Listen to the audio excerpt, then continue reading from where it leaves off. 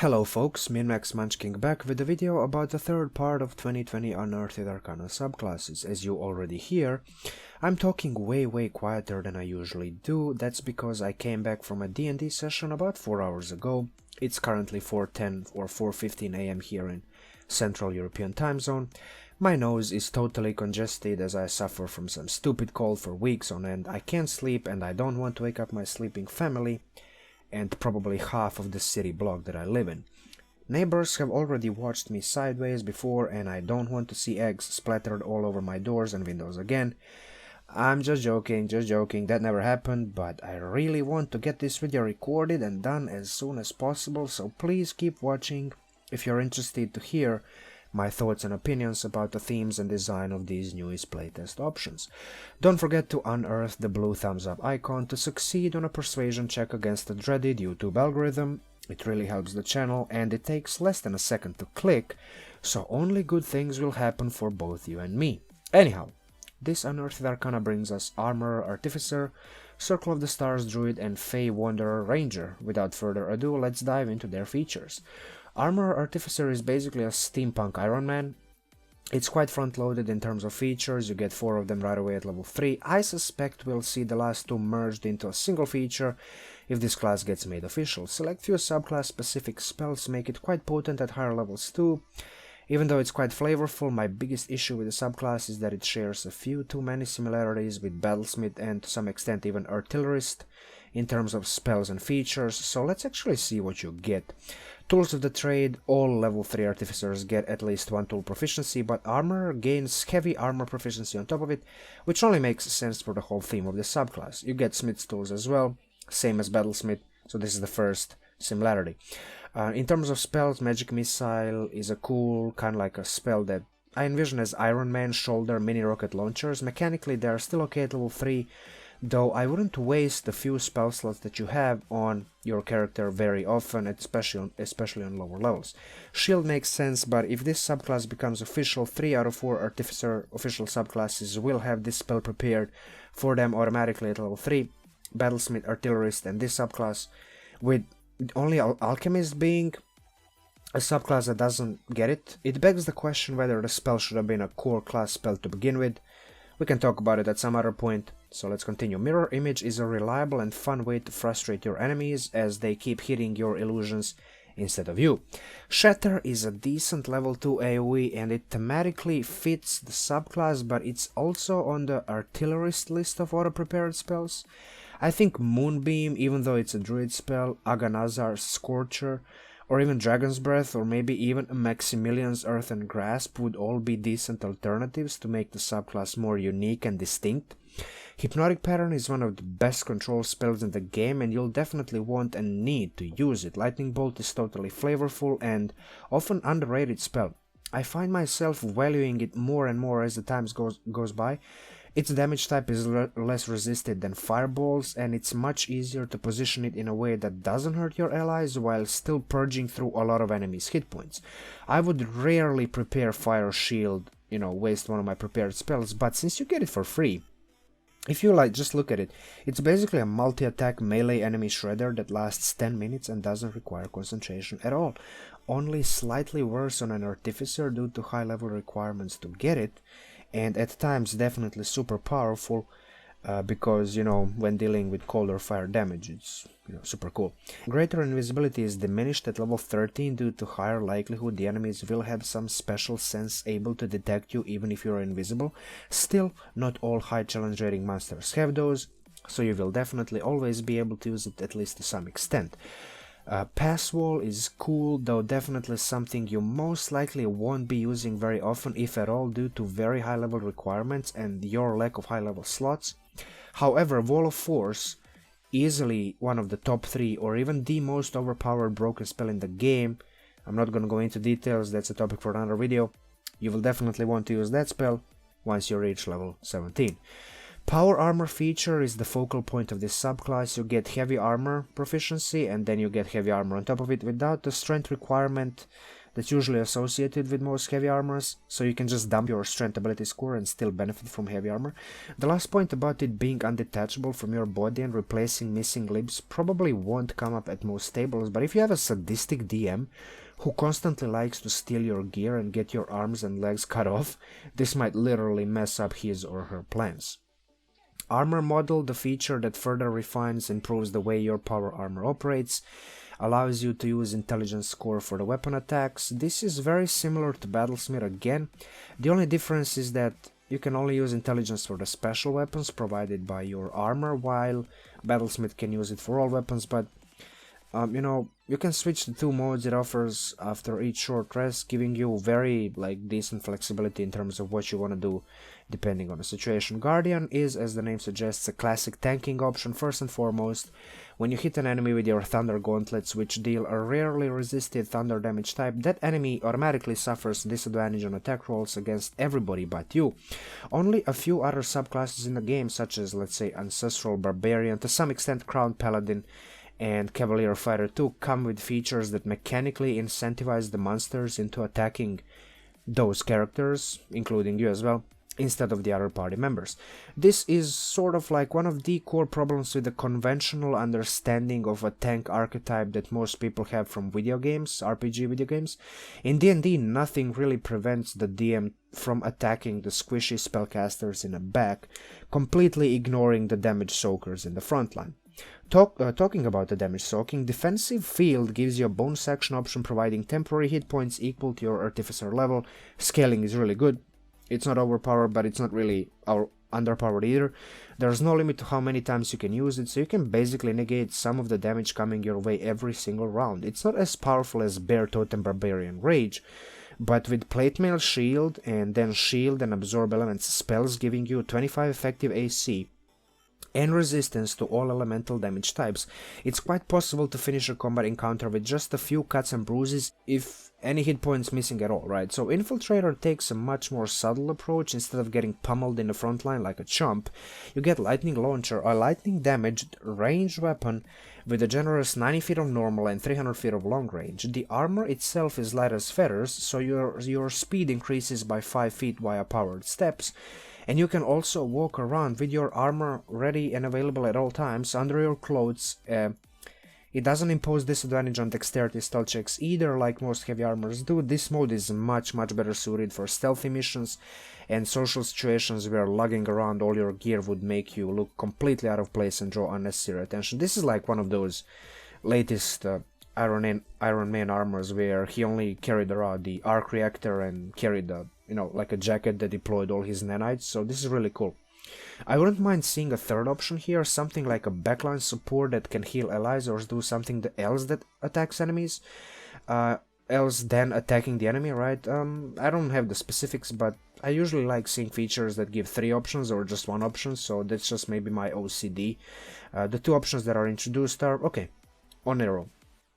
But let's talk about this subclass a bit more. Extra attack at level 5 is something that this class definitely needs, but the feature is not bad. In fact, it's pretty much needed for the way the powered armor and its models work, but I'd personally like to see something different, to be honest. A different approach, one where you don't get special weapons, but actually specialized abilities that originate from your armor, like magically, with all of your magical tinkering and stuff like that. For example, you can still get a bonus action temporary hit points with Guardian model, but instead of attacking with Thunder Gauntlets, you could have like a Thunder Shock ability that deals 1d8 plus your intelligence modifier thunder damage, same as Thunder Gauntlets, on a failed Constitution save instead of you attacking the creature, and imposes disadvantage in the same way the Gauntlets do on a failed save, or half the damage and no disadvantage on a successful save. That way you deal some damage. Sure, the monster might succeed on a save, but at the same time it's guaranteed gonna take some damage.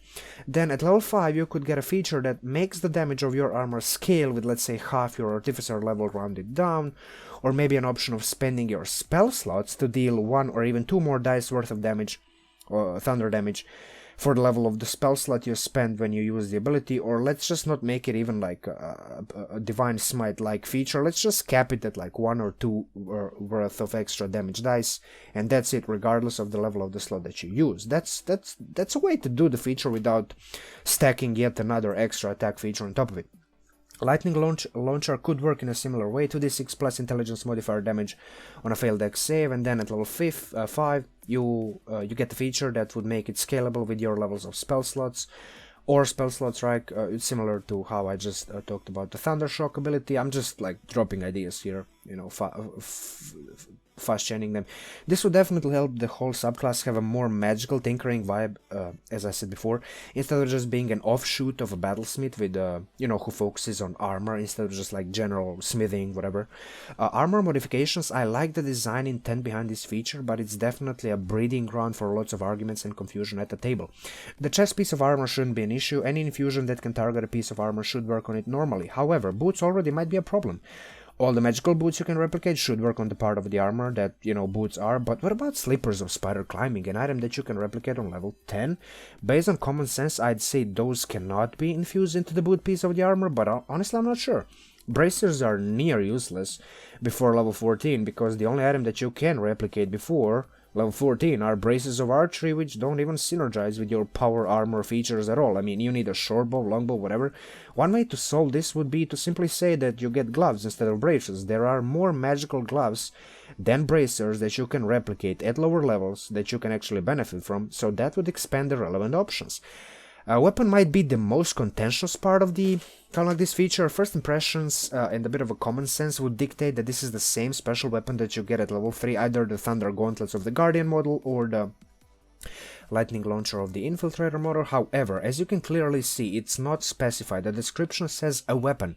Does this mean it doesn't work for those special weapons? I mean, that would be totally stupid and pointless if you ask me. Why would you spend one of your extra infusions on a weapon that you aren't even going to use? This problem is exacerbated by the fact infusing those separate parts of your power armor with different infusions expands your limit of active infusions by 2. If infusing again your special armor weapon, which granted you could infuse it with infusions like enhanced weapon or radiant weapon at lower levels anyway, doesn't fall into the weapon part of this feature, then the way I read this, you effectively don't even have the weapon part. Like, it's useless, because it would be a waste 9 out of 10 times to have one of your infusions active on an object you aren't even gonna use. So what's the point? Leaving all of this up to DM's decision doesn't solve the problem either. It just introduces potential for unnecessary arguments, if you ask me. If you're watching this and are interested in seeing something like this being made official one day, I pretty much am one of those people. Send feedback to Wizards of the Coast. Wording is really important with features like this that affect a broad array of other class and subclass features to this much of extent. So this really needs to clarify, solved, you know, fixed. Perfected armor 15 levels into the subclass does offer another power increase, but compared to the 3 official artificer subclasses we have so far in the game, it's it's a bit too underwhelming. Guardian's ability to pull enemies closer to itself and potentially even smack them once right away is good, because it might immediately mechanically disincentivize your DM from using at least one of those monsters against the squishy casters in the back. Still, it is a long rest mechanic with a number of uses limited by your intelligence mechanic for a level 15 feature.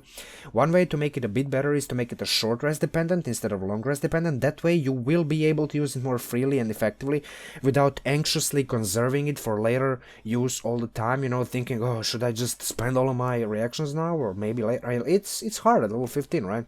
Infiltrator basically gets a pseudo guiding bolt that doesn't cost spell slots and deals a bit less damage on average. It's kind of good, but most level 15 parties have multiple, often dozens of ways of obtaining advantage, so it's not nearly as impactful as it would have been at lower levels. Despite all the criticism, I actually like the idea and concept of this subclass. I'd just like it to be more distinct and different from what we already have in the game as of right now, particularly like the similarities between the Battlesmith and Armorer. Too many similarities for my liking. I like distinct options. Give me more different stuff, right? Artificer infusions and Artificer Unearthed Arcana wouldn't be proper without some new infusions, of course. Armor of Magical Strength is something exactly what the Armorer Artificer needs, because it's already highly sad, single ability score dependent, with intelligence as its attack and damage modifier, so why not make it even more mental? Literally and figuratively, right? The option to cancel being knocked prone is somewhat situational, but prone conditions happen often enough for it to be relevant. Level 10 requirement might be a bit too high. I don't think lowering the requirement to an Artificer level 6 would make anything with the class unbalanced, and I don't see this used much by other Artificers either. Infusions are a pretty valuable resource, so wasting this on on an item that it can get enhanced defense or repulsion shield, which is pretty much better on all the other artificers than this one, isn't that good in my opinion either. Armor of Tools, if you're playing in a low combat campaign that allows you to focus on tool usage a bit more, this is actually a viable option. Adding your intelligence modifier on top of any ability check for an integrated tool significantly increases your chances of success and allows you to be much better at that specific craftsmanship or trade that you want your artificer to possess, right? I also like the idea of using this infusion for thieves tools, because picking locks and disabling traps is something that happens fairly often, and you and your party can benefit greatly from more successful checks in those categories, right? Helm of Awareness, honestly I don't understand why this is locked behind the level 10. Initiative is usually not that important for most characters, artificers included. Immunity to surprise is nice, but you can get that and a +5 bonus to initiative via the alert feat, so I don't see why anyone would waste a valuable infusion on something like this, to be honest. Mind Sharpener, now this is a piece of most broken, probably infusion in the game, piece of shit. Should be an infusion that has a high level requirement if it ever makes it out of there to be official. I don't know why Wizards of the Coast thinks advantage on initiative and immunity to surprise condition or whatever it's considered is powerful to lock it behind level 10, but then just give an option to guarantee success on one concentration constitution save per round to any level 2 artificer. This is mind-boggling. I think locking this away even behind level 10 artificer would still make it overpowered. If you ask me what I'd do, make it have a level 14 requirement. Have it have charges that replenish at dawn like some other infusions do, because in its current state it would be so good that a level 2 dip into Artificer would become a must-take for every spellcaster in a game, particularly intelligence casters like Wizard or Arcane Trickster Rogue or Eldritch Knight Fighter. This is like a must-take, right? This is so good. Anyway, spell refuel ring. This infusion lets you recover one spell slot up to a level 3, provided you are attuned to 3 magic items. It's like a weaker version of Wizard's Arcane Recovery that also requires an Artificer level 6 to work. It does scale with higher levels, as Artificers, as one of their core class features, does get them more attunement slots, so I guess limiting it to 1 spell slot per day is the way to balance things out. Of all the 4 Unearthed Arcana infusions, this is the one that I actually like the most, and it would definitely be the one I'd fancy seeing in some of the future official rulebooks. So that's it for the Artificer.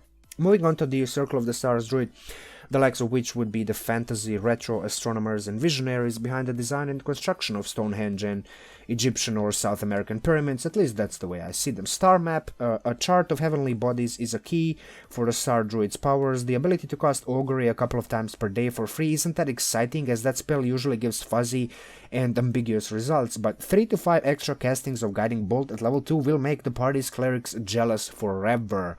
The wording might be a slight problem as well, because it says you can cast a spell instead of you can cast each spell, which is usually the case with traits like this.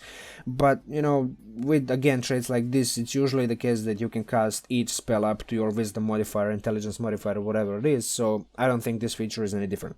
Starry Form, as is the case with most druids, you get a special way to spend your core wild shape class feature. It does cost an action and you trade a reliable buffer of hit points in this particular subclass's case, but you get to glow like a goddamn Christmas tree and can choose three distinct forms. Chalice combined with Healing Word spell will probably save the party from a TPK at some table somewhere in the world at some point. Archer can turn you into one of the best low-level damage dealers in the game. It's crazy how much damage you can deal with, like Guiding Bolt and this bonus action damage. Dragon is solid for exploration and intrigue-heavy scenarios and campaigns full of intelligence and wisdom checks, but its real power, its real like broken power, is in the guaranteed success on base DC 10 Constitution saves for maintaining concentration.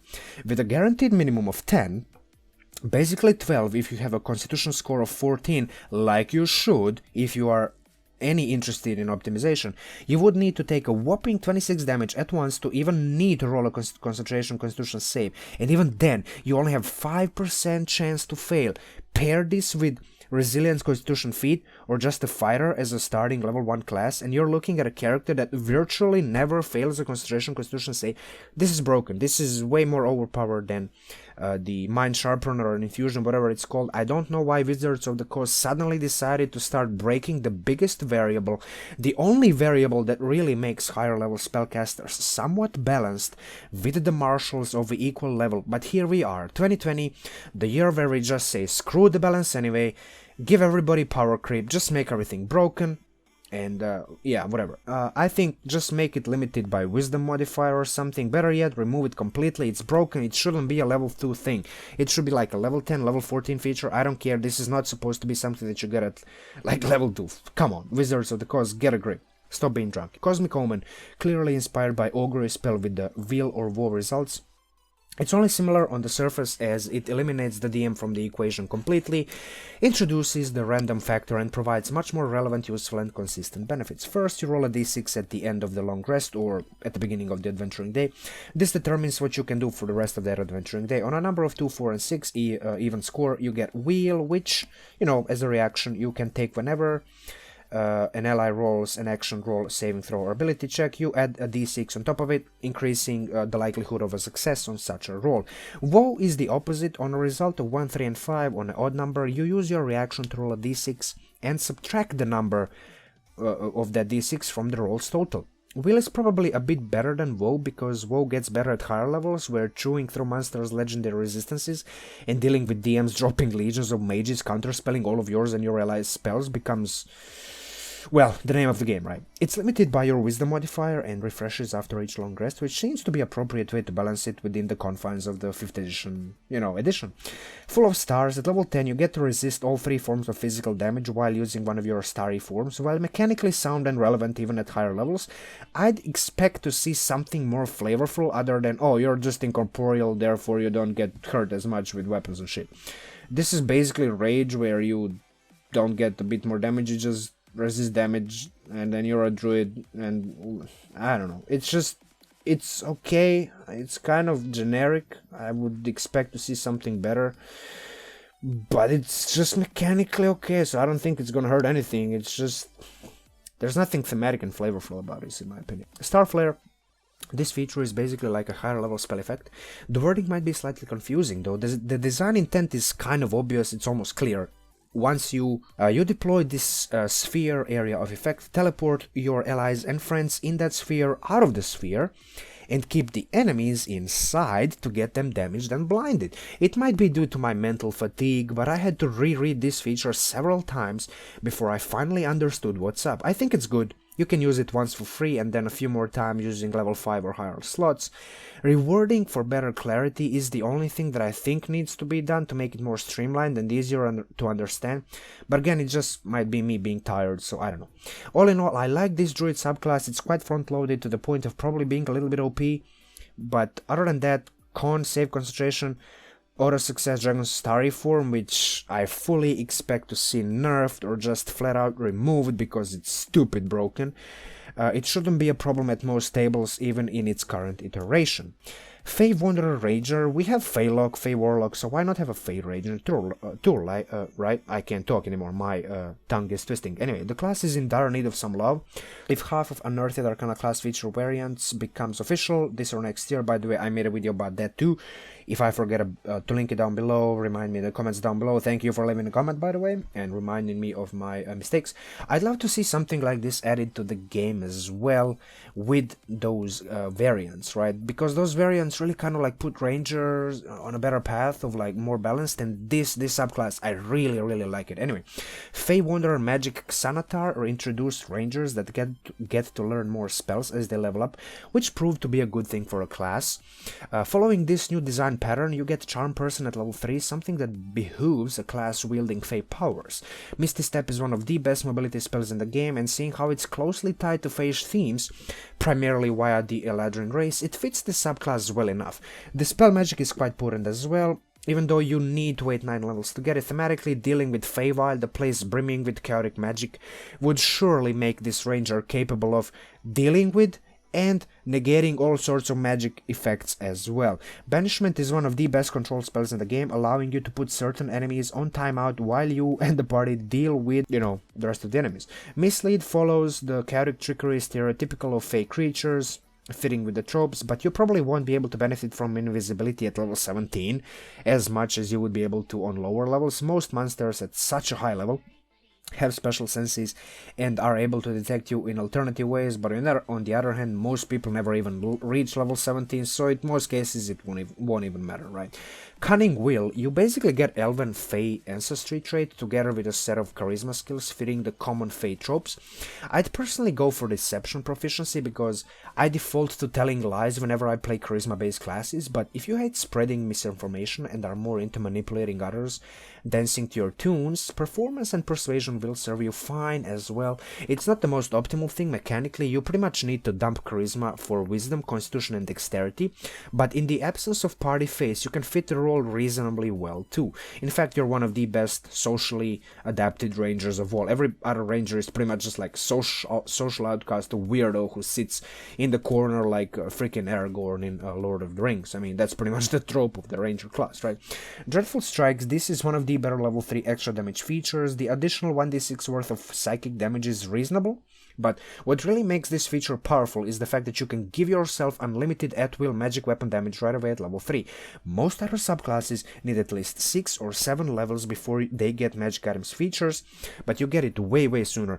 This will effectively double your damage against roughly 30% of all the official D&D monsters, because to my knowledge literally every third monster is resistant or even immune to non-magic damage. Granted, the DM can just give you magic weapons, so this feature is kind of useless, but it rarely happens as early as level 3, and some lower level CR, lower challenge rating monsters do get the majority of their defensive challenge rating calculation from non-magic physical damage resistances, making them just like bag of hit points that's way too hard to kill, while they'll continuously deal damage to you.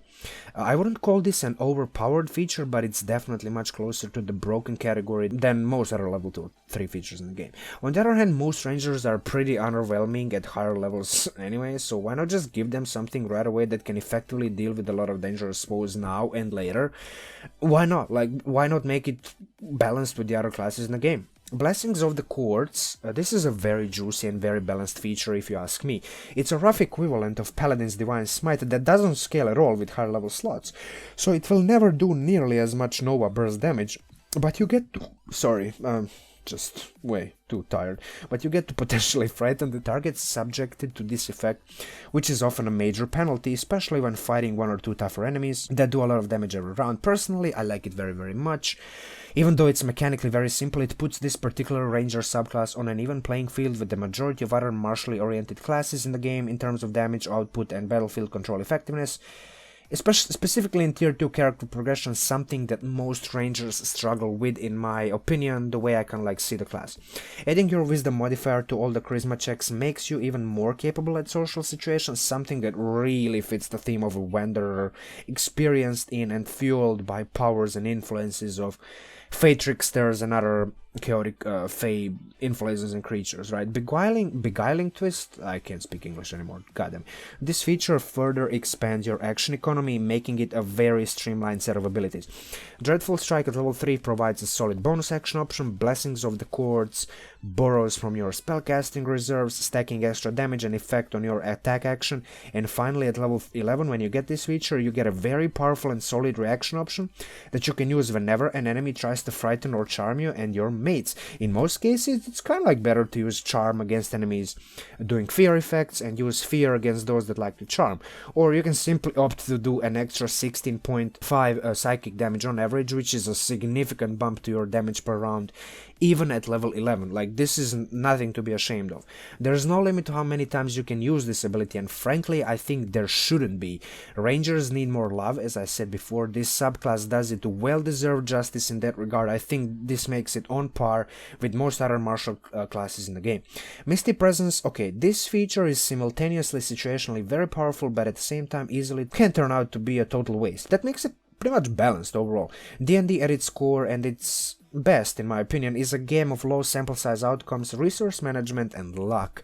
Sometimes dice does fall in your favor, but sometimes they just don't. At level 15, it's reasonable to expect enemies coming in equipped with special senses. Still, at some point, some of those high challenge rating creatures will not have special senses, and if those creatures fail a wisdom saving throw against your spell save DC, you de facto gain a weaker placebo version of a greater invisibility spell. The target will eventually pass the saving throw given enough turns and rounds. You pepper it with damage and band condition effects, especially if you decide to use all of your action economy against it, but it can effectively make you much harder to hit and target with spells, allowing you to have an easier time dealing with the rest of the threats you are currently facing, right? So I think this feature will probably get modified in one way or another if this subclass becomes official, and I really hope it does.